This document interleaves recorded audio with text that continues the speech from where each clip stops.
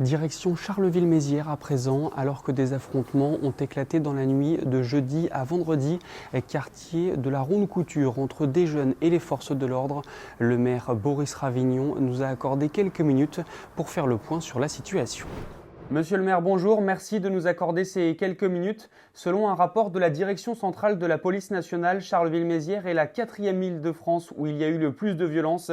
La nuit du 31 décembre, il y en aurait encore eu dans la nuit de jeudi à vendredi. Tout ça, qu'est-ce que ça vous inspire? Ça m'inspire que les délinquants qui sont dans ce quartier et qui constituent une infime minorité des habitants de ce quartier, moi je veux vraiment défendre les habitants de la Ronde-Couture, qu'ils ont vécu cette nuit du 31 au 1er l'exacerbation de ce qu'ils vivent toute l'année.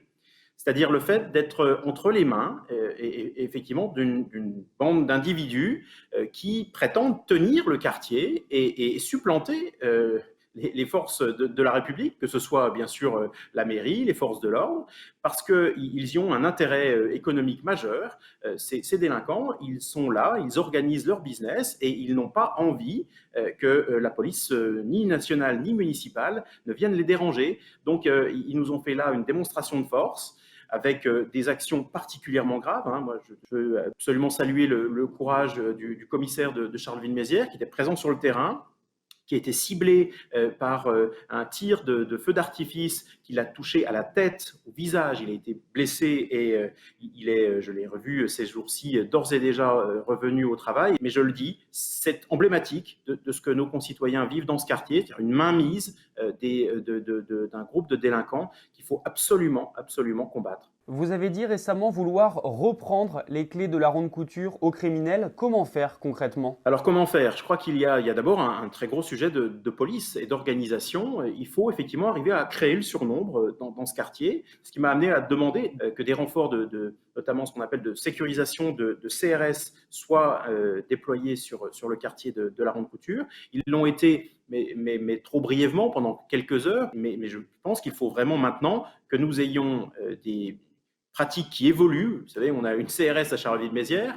Le seul endroit où elle ne travaille jamais, c'est Charleville-Mézières. Je demande que la CRS 23, qui est positionnée dans notre ville, qui connaît bien les lieux, où on a des professionnels expérimentés, eh bien, puisse être mise en mission de sécurisation sur le quartier de la Ronde-Couture pour permettre un travail de police et de justice. Il y a des perquisitions qui pourraient, dans ce cadre, être organisées pour aller trouver les engins qui sont utilisés lors de ces émeutes urbaines, des feux d'artifice, peut-être des armes. Hélas, dans d'autres circonstances et dans d'autres quartiers, il est arrivé que des perquisitions de ce type aboutissent à la découverte d'armes, ce qui est gravissime. Et puis, bien sûr, démanteler et désorganiser le trafic de drogue qui est sous-jacent et qui est l'activité illicite principale qui finance ces manifestations violentes. Donc moi, je demande, et j'ai écrit au ministre de l'Intérieur dès le lendemain des événements, pour solliciter que nous ayons des forces de sécurisation, donc des CRS ou gendarmes mobiles,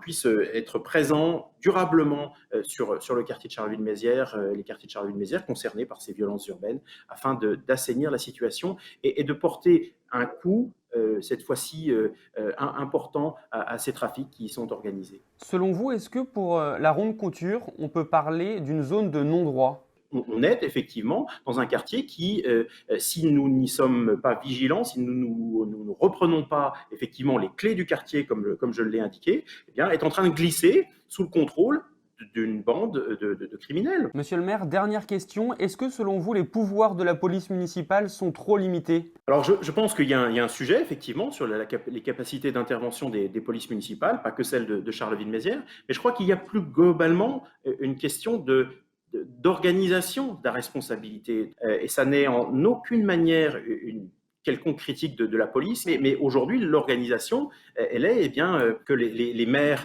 dans nos villes ont la responsabilité en matière de sécurité. C'est eux qu'on vient trouver lorsqu'il y a un problème en matière de sécurité, qu'il y a des violences urbaines, et les moyens continuent à être pour l'essentiel, et dans leur immense majorité, à la main des préfets. Moi, ce que je redis simplement, c'est que je souhaiterais qu'il y ait une évolution et que nous puissions co-décider avec les préfets de la mobilisation des forces de l'ordre et les moyens de garantir et de répondre à la demande des concitoyens en matière de sécurité. C'est ça le principal problème que je souligne depuis déjà plusieurs années.